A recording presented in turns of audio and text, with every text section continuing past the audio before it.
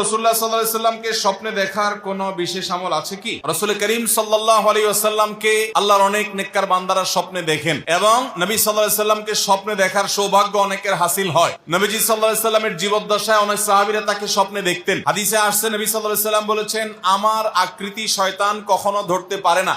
শয়তান সবার আকৃতি ধরতে পারলেও নবী সাল্লাল্লাহু আলাইহি ওয়াসাল্লামের আকৃতি ধরে আবির্ভূত স্বপ্নে কারোর সঙ্গে সাক্ষাৎ করতে পারে না শয়তান। এই জন্য নবী করিম সাল্লাল্লাহু আলাইহি ওয়াসাল্লামকে কেউ যদি স্বপ্নে দেখে সে সত্যিই দেখেছে। তবে এই হাদিসের ব্যাখ্যায় মুহাদ্দিস ওলামায়ে কেরামের অনেকেই বলেছেন এর মানে হলো নবী সাল্লাল্লাহু আলাইহি ওয়াসাল্লামের চেহারা যারা চিনতেন, যেমন সাহাবীরা, তারা নবীজিকে স্বপ্নে দেখলে সত্যিই নবীজিকে দেখছেন। শয়তান তার চেহারা বিকৃত করতে পারে না।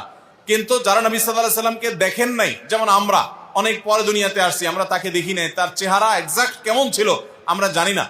অতএব এই যুগের মানুষের জন্য সেটা প্রযোজ্য না। এই যুগে কেউ দেখলে সেটা নবী সাল্লাল্লাহু আলাইহি ওয়াসাল্লামের চেহারাও হতে পারে, অন্য কারো চেহারা তার কাছে নবীজি মনে হতে পারে। এটা এক শ্রেণীর উলামাদের মত। আর অপর শ্রেণীর উলামাদের মত হলো না, এই হাদিসটা ব্যাপকভাবে